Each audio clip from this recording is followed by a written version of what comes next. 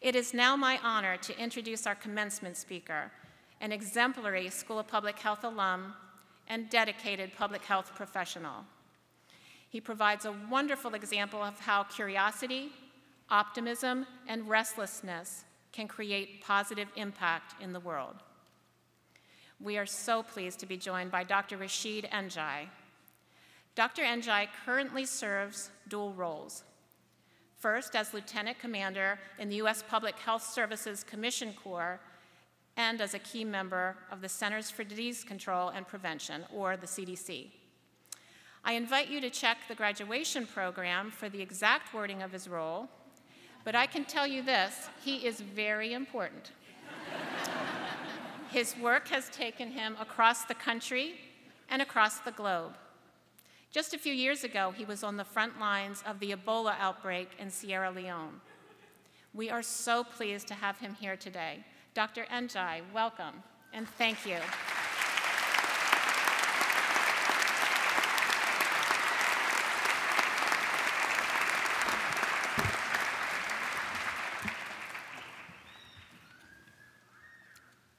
Sawubona.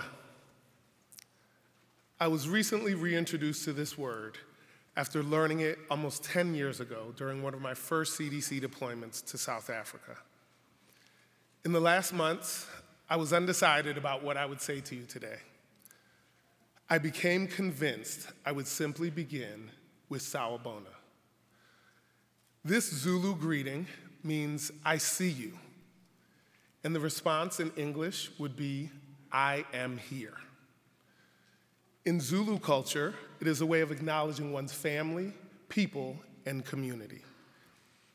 And the I am here in answer says to me that you are also present. You are carrying with you the values you hold, the culture you ascribe to, and the lived and shared experiences of your family, your friends, and your communities. You bring with you where you belong and what you represent. So, before we continue, I'd like you graduates to join me in a brief call and response. I'll say, I see you, and all you have to say in response is, I am here. Okay? Let's begin.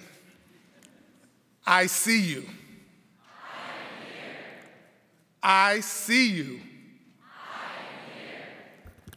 I see you. I am here. I greet you graduates with Sawubona today because, as a graduate of the University of Michigan School of Public Health, I am confident of who I know you to be. I also have some idea that I know your family and your community. I know the people you come from. The work we do in public health calls a certain type of person with specific pursuits. It calls a person who is restlessly determined to make an impact and driven by their compassion for others. And it is in that way, today, this afternoon, that I see you. Looking out at all of you, along with your family, your friends, makes me optimistic. And it is that sense of optimism I want to talk to you about today. How we can maintain that enthusiasm and be resilient, regardless of the odds or what we may face. Because as Brazilian novelist and writer Paulo Coelho once said, life has a way of testing one's will, either by having nothing happen at all or by having everything happen at once. I remember sitting where you are now, full of accomplishment, full of hope, being ready to go out and make the change in the world. I know that you are excited to use your new tools to shape a future for those you want to make an impact for. Now, looking back 10 years later, I'm present to the things I was completely oblivious to. And that is why I wanted to share that quote. When I was sitting where you are today, I did not realize there would be plenty more anxious moments of restless waiting to be an agent of change. I'm reminded of fall 2007 when I was completing my PhD. I had just finished waiting 2 hours for my final structural equation model to complete. Now it was time to update the tables so I could turn in the most recent draft of my dissertation to my committee and await their feedback. The next day, I rushed out to interview at the CDC in Atlanta. I was so nervous to be in those interviews. I was sitting ready for the first of my 5 interviews that day. Excited and a little anxious at the chance to talk about my research and my ambitions. I hoped I could explain why this program would be a realization of my goals after the last 5 years of being in school. I also remember how excited I was after that last interview at 5 p.m. I was so tired that all I could do was smile and say, I think it went well, at dinner with my family that night. I got back to Ann Arbor the next day, anticipating the revisions from my committee and a potential defense date. I still had a lot of work to do before I could say I was officially done. But it was time to pause. It was an uneasy feeling. After spending so many years in school, the countless hours staring at the glow of my laptop, the numerous days of reading articles and writing papers, I recall during that time connecting with my friend Percy from undergrad. He was working on his dental degree at UPenn while I was finishing up my PhD and applying to postgrad ops. After his long nights of studying and me running models and reading articles, we turn to our PlayStations and connect online. Yes, and we'd connect online for a 45-minute game of John Madden football. There would be plenty of bravado and trash talking with every touchdown scored. But most importantly, we shared our stress of working so hard and still feeling as if we had not yet reached our goals. We talk about our fear of all this work not paying off. Me facing my fears of not having anything lined up after graduation, let alone landing my dream job at the CDC. Him full of angst about not matching to his first choice for his dental residency. In hindsight, I can say neither of us truly acknowledged how cathartic that time was. Just having an honest ear to express our fears.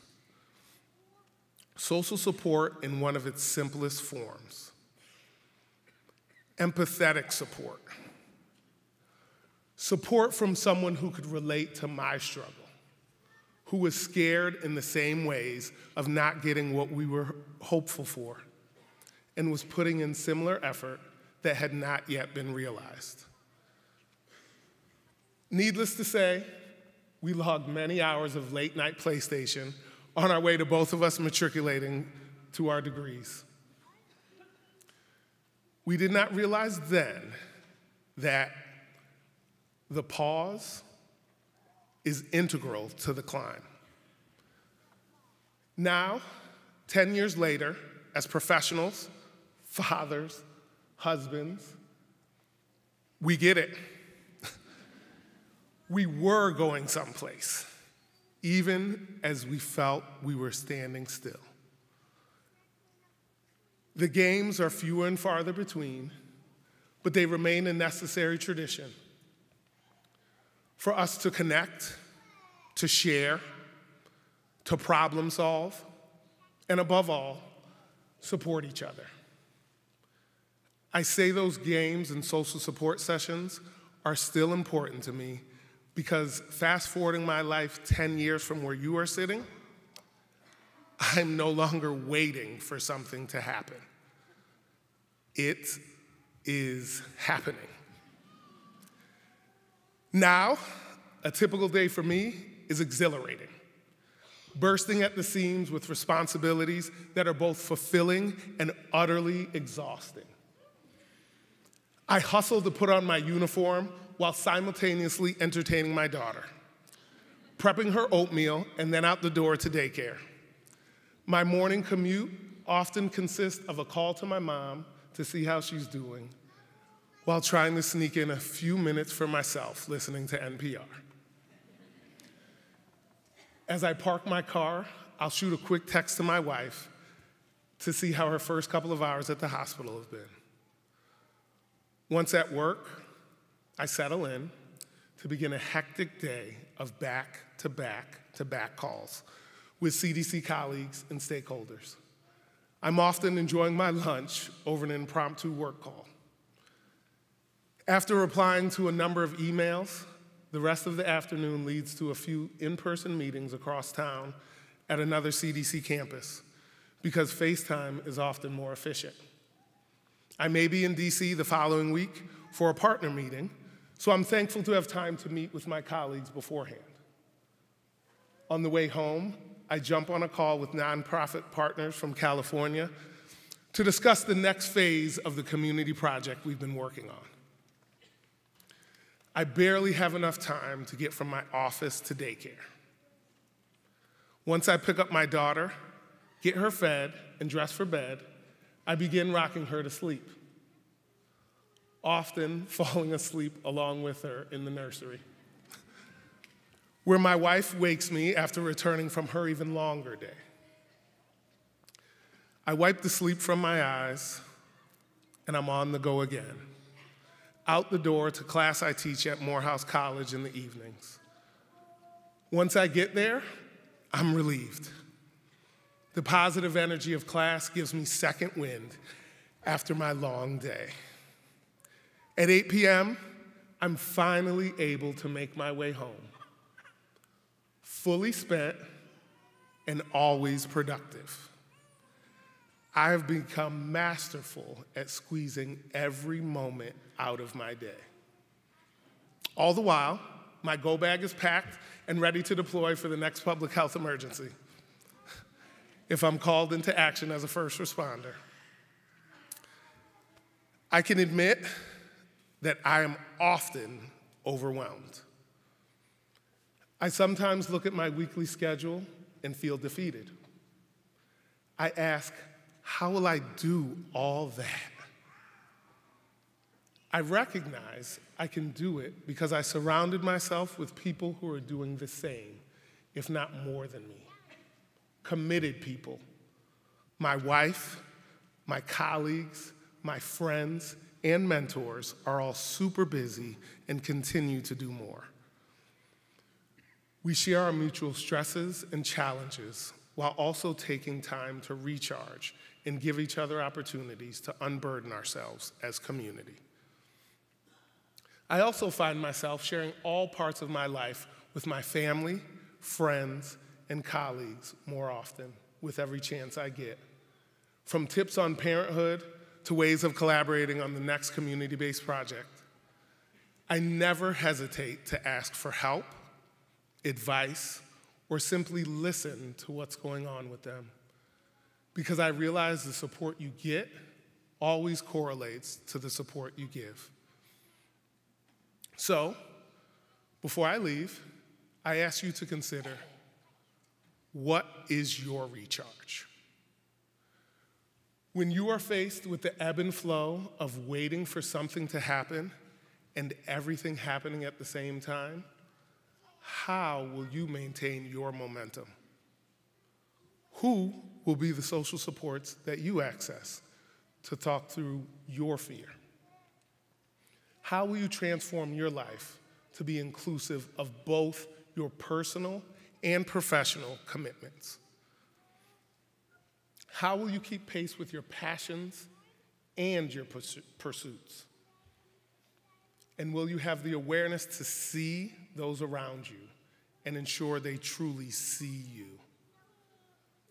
How will you be there for your social supports and allow them to be there for you. I'll tell you that I've been able to be resilient through my continual reliance on my community. They have allowed me to achieve things far greater than my capabilities. My communities have allowed me to recreate myself for them when I'm unable to do it for myself. I urge you to be grateful for all you've accomplished, as well as for those who have supported you along the way. I know I am grateful to love the work I do. I am grateful that what I love to do focuses on the well-being of others. I am grateful to have friends and colleagues who share this passion for social justice as well. As educator and philosopher Lawrence Pearsall Jaques once said, "A master in the art of living draws no sharp distinction between his work and his play, his labor and his leisure, his mind and his body, his education and his recreation. He hardly knows which is which. He simply pursues his vision of excellence through whatever he is doing and leaves others to determine whether he is working or playing. To himself, he always appears to be doing both." I am grateful to be at work and play in public health. I'm grateful to have started my public health journey here at the University of Michigan School of Public Health. And I'm truly grateful to have had the opportunity to speak with you today. And I salute you, the graduates. Be well, do good, go blue.